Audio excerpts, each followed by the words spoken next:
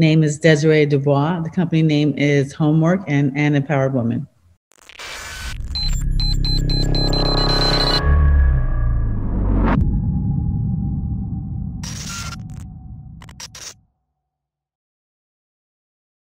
Hey, it's Kellen, and today on Diversified Game, I have Desiree Dubois. Doesn't that just sound like money right there? Sounds like old money, like her family back in the day just had it, you know. So she is going to tell us all about Homwork and how it is changing women, especially women in real estate and business, changing their lives. So welcome to the show, Desiree. How are you doing? Thank you. I'm fine. Thank you. Thank you so much for having me. And I'm welcome the audience for taking the time to listen to what we have to say, what we have to share with them. Well, you're definitely doing something different. So, I mean, your thing is like incubator, work share meets live share. So, I mean, I want you to give the game so I don't give and say too much or say the wrong thing. No problem. Well, I've been an entrepreneur since I was 12 years old. So I've always been involved in different businesses, and I enjoy starting, fixing, and building businesses. And I coach women on doing the same. But about 3 years ago, I found myself as an empty nester. My sons had two sons that went off to college and on their own. And then I also was single, and I'm still in business. And I wanted to be able to have more freedom and flexibility. And I thought, okay, I always had a home office, but then I didn't want to be in a big house by myself. So I said, what about if I was to get a property, a luxury style property, because that's our branding, and design it so that women can live and work in the same space. So they can live where they work where they live, anywhere in the world. So I started sharing the idea. People loved it because, especially here in California, the traffic is crazy. Going into offices is a lot of time, a lot of wasted time at the coffee machine. And I was just able to be more effective working from home. And then also a lot of people after the recession here wanted these big houses, but they didn't want to have the maintenance and the mortgages on their own. So we rented a beautiful home in a luxury estate, and it's 4 bedrooms, 4.5 baths. And we designed each bedrooms where each one has an office suite and a live suite, and they all en suites, so they have private bathrooms. But also we have a large room. It's just like a classroom, so you can have board meetings and seminars, as well as just classes, and you can break it down to a yoga studio. And then people do filming there for different projects. We have an office area. We have a dining room that converts to a conference room. We have a living room that converts to an event room, and the walls open up to a beautiful outside, almost like a 6,000 square foot patio and views of the ocean and the mountains. So it's a great space for people to live and to work. It can be full-time or part-time. So sometimes people are just in transition, like you just sold your house, you're looking for another, or you have a breakup and you're trying to figure out whether you're gonna get back together or not. So you're not really ready to commit to a long-term rental. This is a perfect space. You can just come in and stay, a week, a month, or 3 months. It's considered short-term or long-term. Some people just really need a home away from home. Maybe they have a residence back east and they travel here a lot for work or for business or just for pleasure, family and pleasure. Then they're able to have a place they can just drive into the driveway, have things here. They don't have to schlep things back and forth. They have clothing, they have, computers, whatever they need here, and they just have a home away from home. So that was our original model, and we combined, like this, we say it's Airbnb meets WeWork for women professionals and entrepreneurs. But then also we found that women that have guest houses and guest rooms and vacation rentals, they really, they were on Airbnb and the different sites, but they never knew or never had control over who walks through that door. And you can't decline too many reservations before you get flagged. But they really wanted other women professionals. They felt that there was more of a bonding, potential friendship, potential client, and the safety factor. They felt safer when they knew that the woman was part of a community or vetted as part of a membership. So it's membership based. And so we represent our host properties where, we just market their properties. And then we have our own signature properties. So we're doing a couple of different things since COVID. I see. you guys have a whole bunch going on, and I was looking at the prices, and I'm like, you can't get all that for $497 a year unless you're going for sainthood. So how does that work? On how much more do you pay per day to stay? Well, to stay, the membership is just an annual membership for all the other masterminds and seminars, but the stay depends on the property, but it's normal, like $100, 97 to $150 a night. Or if you're staying longer. But most of our people we don't do a lot of the nightlies. Most of them have been more, again, a month or 3 months or that type of thing. But how you look at that is that, say, for example, I'll just use a round number for ease. You have a house that's, a 4-bedroom house, okay, like ours, 4-bedroom, 4-bath house, and maybe it rents for $4,500. Then you get, 3 people in each room. Let's say if it was one person's paying $1,800, and maybe it's a short term, maybe one else is paying $2,200. But if it all averages out, let's say, for example, for $6,000, $6,500, you take away your expenses, but you still have that kind of profit. And then over a year, if I was to rent it to a private party, the biggest difference is that people that have their own homes, rental homes, if they rent it to a private party, maybe you'll rent it for maybe $5,000 a year. But you're only getting like $500 or whatever more a month. So in a 12 months period of time, maybe you've made $6,000. Whereas if you're making a couple $1,000s a month, by having the rooms, separated, then over a period of time, it's $24,000. So you're more than double. You're almost 4 times that you can make on doing the co-working, co-living model than you can as renting your property to a single family. So that's how the numbers really work. It's just been, and then now some of the properties we do more events. Like we have a cooking show coming in on Saturday, a cooking show. So they're good. So we have special events for a day or 2 days, and they'll pay in itself to the $3,000. So you get 1 or 2 of those a month. You're still $6,000 ahead, of what you would do if you did a rental. So during the COVID, we weren't able to have it open to other people. So we just simply did special events. And still would be able to maintain the revenue streams and exceed, the numbers by just not even having someone around all the time, just being able to do a weekend rental or 2 weekend rentals, or during the day, 4-day rentals. So there's different ways you can play with it, but the numbers work out considerably more with this model than it would if you just had a house and you rented it out to a family. And oh, go ahead. Go ahead. Even more so than the Airbnb short-term rental models, because with that, you still have more expenses. You still have constantly cleaning, it's more wear and tear on your property itself, but also on your neighbors and things of that type. You don't have that here. Yeah, no, what you're doing, I've seen people do, with cars. They say, Kellen, I can afford this, Aston Martin because you rent it out. But I mean, you could buy so many homes from, Thousand Oaks in California all the way to Malta. Do you have plans on, buying homes in select cities and copying this model? Yes, we do. So it's a couple of things that changed. Originally, we were going to purchase all the homes because our goal is to still build a real estate portfolio.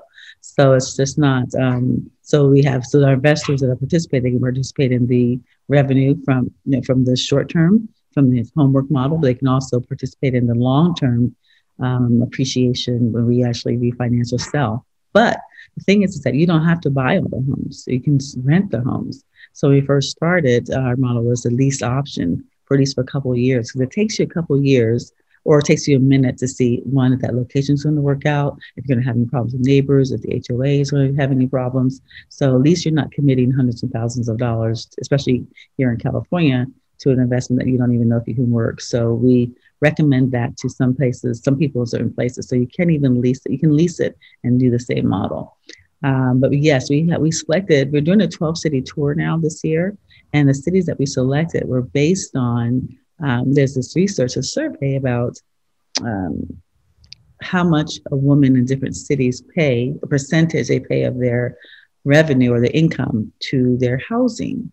And there was this really interesting, like Florida is one of the places, I don't remember the areas, but Florida is one of the places where women pay like a 43% of their income towards their housing. So we went to the cities that had 35% and above. We felt they're paying 35% of their income towards housing, then we can definitely give them, because our model is that you pay one flat fee, and it includes utilities, the web Wi-Fi, housekeeping, even basic toilet tissue, paper towels, things of that type. So you just know you pay one flat fee and it's much less expensive. And you're living again in luxury type homes that are a couple $1 million homes. So it's a great value in that sense. So yes, we are expanding to these cities. We're looking for even outside the United States, like in London and South Africa, and we have a townhouse in Jamaica. So it's just different areas. in different cities will be able to expand. And this year, what we've done is we're really created a business in the box. So we're selling our model. So if somebody wants our model, someone wants to open up an Airbnb but don't want to just be another Airbnb, we will train them. We'll bring them in for a week training. And we train them all our processes and procedures and our best practices, as well as the marketing, and they can tap into our system so they have access to our memberships and our marketing. Well, you said a key word for this audience when you said Africa, and you said South Africa, and South Africa is beautiful. Sabona, South Africa, for those who speak Zulu. Tulsa, I'll get you next time, and Afrikaans, I'm gonna skip. But but why Africa? Because a lot of people, we've selected the places that people want to travel. A lot of people have a curiosity about traveling to that place, as well as Europe and Australia and Asia. But but most other places, they don't want to travel alone. See, I wouldn't want to go there. I've been there, and I wouldn't want to go there alone, just getting in a hotel or getting even an Airbnb. I'd want to know there's someone else there that I could tap into. I wanted to know that there's where I'm going to be staying is going to be secure and safe, and there'll be other like-minded women around for social, for business, just for security. So places like that people want to go, but they don't want to go alone. This is a perfect opportunity for them to be able to go and tap into, a community of like-minded people. And so I have to ask this question before you tell me, you tell it to me and I can't ask it.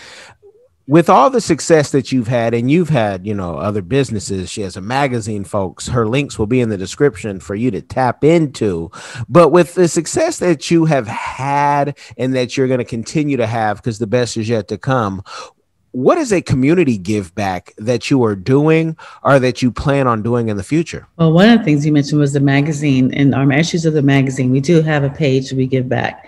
The last one we didn't in February because we had extended ourselves as far as the program itself, but usually every issue we have a page. Like this one that's coming up is going to be to safe passages. It's a domestic violence for the women. We not only promote them, but it enables them to promote what we have for them. And then every year in December specifically, I do a training. I train women on starting, fixing, and building their businesses with a program called the Power of Seven. And I do a complimentary for it used to be in person where they would come, spend the night, in the weekend rather, and do that. Now I do it virtually. So last December, I did about 4 of them virtually because I can do more, fortunately. And so it's no cost to them at all. And it's no cost for them doing the program. And then they become a membership. They get to the membership because being in business, for me, it's come easy because I started so young, but I know it's not that easy for everybody else. And it's not just the techniques, but you can go online and Google different tactics and techniques for almost anything right now. But the biggest thing I think is the community and community support, having people that believe in you even more than you believe in yourself. And I find that not only as a business person, but even as a woman, as a Black woman, as an older, because I've had I've had those situations where, the reality is that you are fighting against a war that sometimes is not always friendly.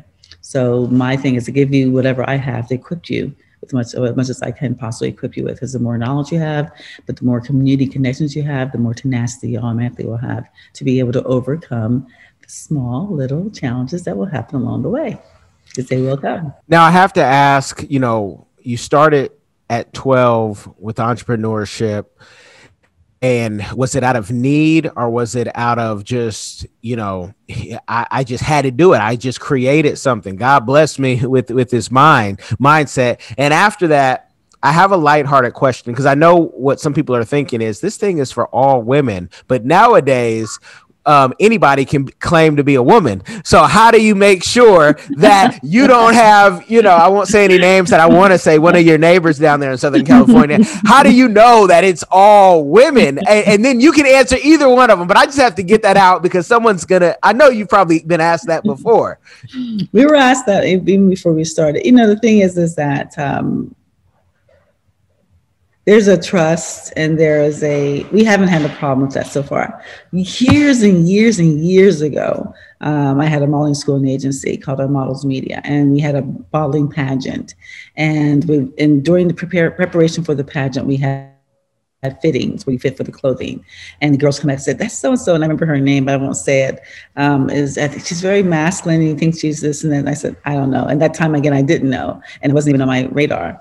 And then a couple other times it came up with the makeup and this and that. And so I just didn't know. So she was very ambitious. She was very beautiful. And the night before the pageant, she went and connected with someone, the guy was distributing the newspapers, and put a flyer in each and every newspaper that she could possibly do in that whole area. So consequently, she had a lot of people show up for her at this pageant. So each time she came on stage, people were like, and plus her own friends, they were reeling and roaring and yelling and cheering her on. So she actually won the event. She won her category. So still, I didn't know anything. Weeks later, I found a manila envelope in the studio and I had her name on it. I never looked in. I said, well, you forgot this envelope, come pick it up. And so she didn't respond. A couple of weeks later, the same thing. I said, well, before I throw it away, let me just look and make sure nothing's important in it. So when I did look into it, it was all her papers regarding her surgery and her transition. And I was like, okay, wow. Okay. So I don't know now, I don't know, what happens. We haven't had any incidents with that. And I think my concern is people enjoying themselves and being safe. So if it's something that I think that someone will feel that would compromise their safeties or not being able to enjoy themselves, then it would not work out. We'd have to find out. And everyone has to meet the house members prior to anyway. So they walk through individually, people kind of see each other, see it, then they actually have a dinner or an event with them to see what the vibe is. So it's not only because of that, but maybe the person is just not really a group person that may not be a fit. We've had people that just was not a fit. Period, for many different reasons. So if it's not a fit, it's not a fit. And so I think we would just, if it wasn't a fit, we'd go on that, but not because of specifically that, just if it's not a fit. Some people don't play well with others, period. So true. And they should stay home, but they're the ones who want to be first in line for the drama. They think they're going to enter the housewives. So what about starting as a 12-year-old? Was it out of a necessity? Or was it out of just curiosity? It was out of opportunity. I think my mother was a good example of that. If you thought was if you wanted more, you could do more. It wasn't out of necessity. We were from a healthy, happy home, but I wanted dance lessons. So in order to pay for those dance lessons, I said, okay, I can pay for them in the morning, but in the afternoon, I taught younger children the same dance lessons in the community center. So that was the money that I was used to be able to pay for my dance lessons, so we didn't have those extra or enough of those extras. So I just felt if I want to do the dance lessons, if I want while in school, then how can I make extra money to do that? I mean, the second thing, one of the things I did was the world's famous chocolate bar. I think all of us had those for the fundraisers. And I ate one of the bars, couldn't resist, ate one of the bars. It was $1.